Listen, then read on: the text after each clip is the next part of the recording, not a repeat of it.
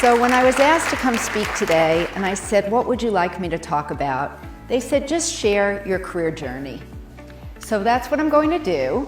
And being a very dedicated and goal-oriented person, I did everything possible to become a teacher.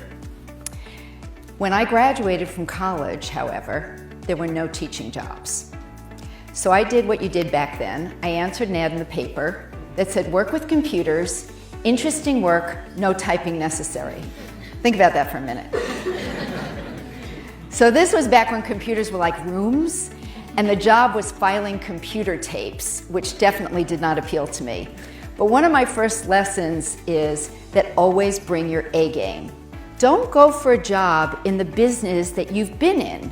Stretch yourself, do something different. It's actually better for the company to have people move around. Please join me in welcoming the CEO of the NPD Group, Karyn Schoenbart. Welcome, Karyn.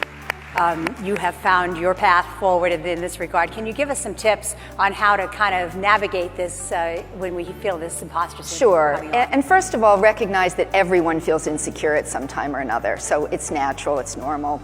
And I have a whole section in the book all about dealing with this, but in the interest of time, let me give you my top three. Great.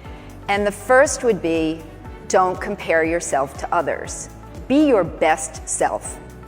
And then the second one, which is kind of related to that, is focus on your strengths.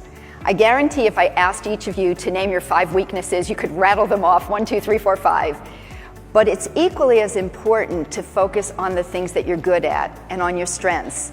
And champions are born by focusing on their strengths and being wonderful at things. So find what you are really great at and also work on honing that, in addition to obviously working on improving your weaknesses. And if you do what you love, then you'll love what you do. And then the third one, which I think is one of the most important, and everybody can start this today, start a fan file, your own fan file. Start keeping a file of your accomplishments. When your boss gives you a compliment, a client, a coworker, when you do a project that you're particularly proud of, put it in your file. And this serves 2 purposes. One is when you're feeling kind of insecure and kind of down, as we all do, you can look at that and it makes you feel better. And the other is when it's time for your performance review, or there's an opportunity or promotion or an opportunity to take a position in a different function, you can pull out that file and use that to really help show others what you've been able to accomplish. So those would be a couple of tips for avoiding it, and I hope that there's so many role models today, men and women, and so many more women role models than when I was here, that I hope you can all look at those and just go for it. And you are one of those women role models Thank that you. we all look to. Karyn, thank you so much for being with us. Thank you, Dawn. My parents instilled a great work ethic in me. The other thing I say when people ask how I got to where I am is I volunteered for everything, all the time. You don't need a title to be a leader. The most important thing about networking to me is that it's not quantity, it's quality. It's about making an authentic, real connection with somebody. I'm not afraid of hard work, and I'm not saying that means you don't have a life, that means you have to work 100 hours a week. It's just bring your A game, give it your all, go above and beyond. And those were things that I did. A lot of people say they have trouble with delegating. So let's imagine you just got promoted and now you have to delegate. Well, you always say, I could do it better than the other person. Well, of course you can do it better than the other person. You were senior, you were just promoted. So one reason that people say you have to delegate is so you can develop another person. If you can delegate to another person and teach them things, then you're developing yourself as a manager. So don't hold on to those tasks, because then you're not developing yourself to be a leader and manager. And then the last thing that people don't always think about is you're now getting paid to do a different job. So if you're still doing the old job, even if you're doing it better than that person, you're not doing what you're getting paid to do. I promise you that people will generally not remember what happened. What will they remember? How you handled it. And so many times we've gotten to meet CEOs of companies because of problems, and then you turn those into friendships and you turn those into positives. So when you're going through those horrible situations, just keep in mind it's not about the problem, it's about how you show up, how you handle it. A couple of concluding things. One is to be yourself. at the end is to try to have your own brand, your own style. I happen to really like pink, so my brand was always kind of pink. I have a lot of pink accessories. So I was really happy when the Wall Street Journal said it was okay for women to wear pink. Thank you very much. And now it's even okay for men to wear pink. And in fact, so they have all these articles, but they don't call it pink. They call it rose quartz and dusty mauve and faded rose. And the other thing is to just keep a sense of humor. So I work really hard and I care a lot and I really take what I do seriously, but you also have to have a sense of humor. So we had a meeting in our Chicago office and it was on Halloween, and so they wanted everybody to dress in costume. I was like, okay, I have to give a presentation, I have to be professional, but I have to be in costume. How am I gonna pull this off? So my daughter said, hey Mom, you know you have that pink jacket and those pink shoes, why don't you go as corporate Barbie? And I said, all right, that's okay, I can do that. I'm just a little worried that they won't realize I'm in costume. So there's Barbie, there's me.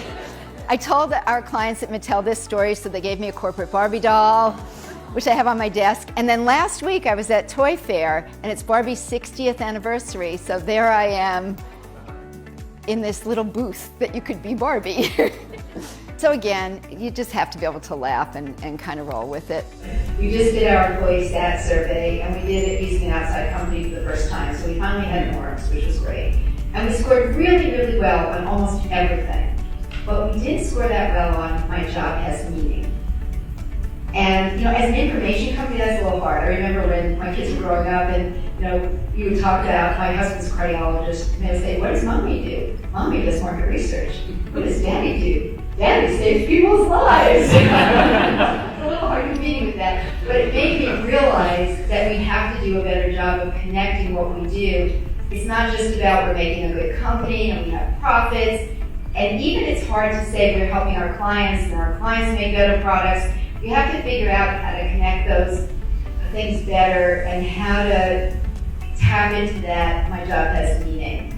And I don't know if you have thoughts on that, but it's a little harder when you're an information company. Well, I would just say, I think when the younger workforce is looking at, either first jobs out of college or changing jobs, some of the perks that they're looking for are beyond what is your health care, what is your 401k. They're looking at, does this company have diversity groups that I can join, like women's groups or LGBTQ groups or minority groups? Do they allow for days off to go volunteer? What organizations are they involved in? So these are ways that you can attract new employees to your company and retain the employees that you have. So I think there are, not to say easy ways, but there are things that people are looking for within an organization beyond just the salary and the individual benefits that they get.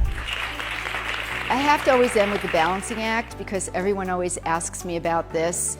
And so Oprah Winfrey said you can have it all, you just can't have it all at once. I kind of think having it all is really, you have to decide what having it all means to you. Having it all might mean having an amazing career and traveling all around the world. For me, I really wanted to be married, I wanted to have children. I actually didn't know I was going to have this amazing career. But that's not to say that there aren't sacrifices. I didn't watch TV, I didn't work out, I weighed 20 pounds more than I do now, I didn't have a lot of friends, but I was married and have a family and have great colleagues, and now, 30 years later, I'm still happily married for 35 years. I have great work colleagues that I'm still just really enjoying what I do, and I have an amazing family. There's my daughter Danielle and her husband Jason. Eric, who I don't really talk about too much, is getting married in April. And just a quick story about Eric. So I talk about Danielle a lot. The book, Danielle. We had a book signing, and my kids were so nice. They both came to this book signing, and they were really engaged, and it was really nice. And at the end, Eric raises his hand, and he goes, so, I said, Eric Sporkin, yes? He says, so I assume the reason you talk so much about all the things you taught your daughter is because your son already knew it all.